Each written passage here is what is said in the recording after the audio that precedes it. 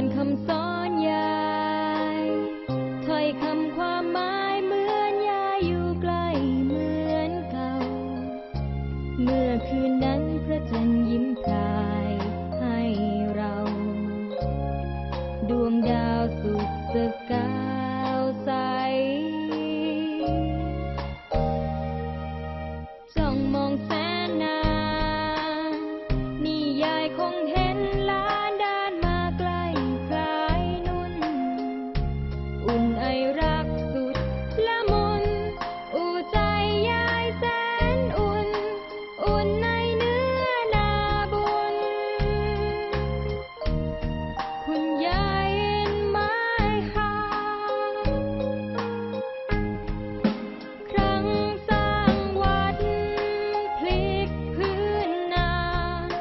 สร้างพระดีไว้ให้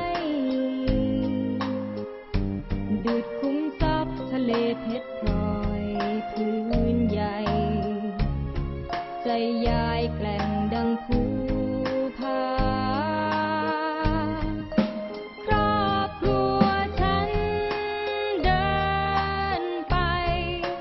หลานตามติดยายจับมือพี่น้องไปมองเป้าหมายยิ่งใหญ่คว้าเอาธงชัยใกล้ยายแค่นี้เองครั้นสร้างวัดพระธรรมกายสร้างคนดีไว้ให้ดุจคุ้มทรัพย์ทะเลเพชรพลอยพื้นใหญ่ใจยายแกล่งดังภูผาครอบครัวฉันเดิ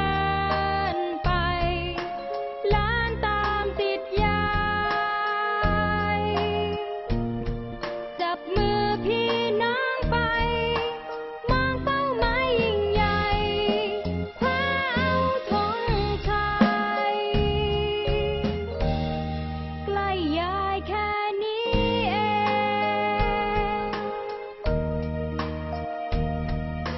จวบวัน100 ปี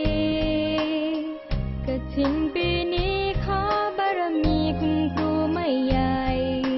1 พฤศจิกาน้อมบูชาธรรมคุณยายมีชัยให้ชนะเขาเมื่อยามตั้งใจจะทำสิ่งใดขอให้สำเร็จทุกอย่างสร้างกฐินกองสูงพลันทอดใจให้ถึงกันเอื้อมมือถวายกา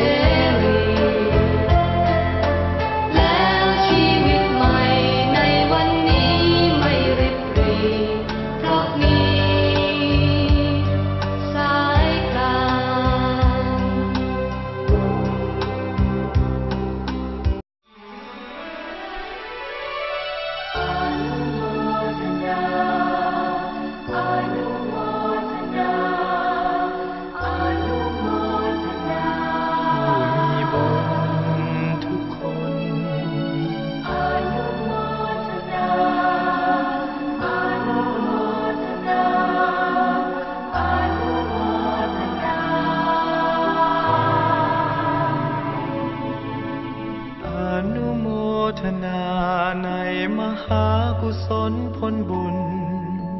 ที่ท่านได้ค้ำจุนพระพุทธศาสนาสร้างบารมีสมที่ได้เกิดมามนุษย์เทวาอนุโมทนามนุษย์เทวาอนุโมทนาบุญกุศลที่ท่านทำครานี้จะติดตามต่อไปภายภาคหน้าให้มีสุขทุกชาติที่เกิดมาตราบจนกว่าเข้าสู่พระนิพพานให้มีสุขทุกชาติที่เกิดมาตราบจนกว่า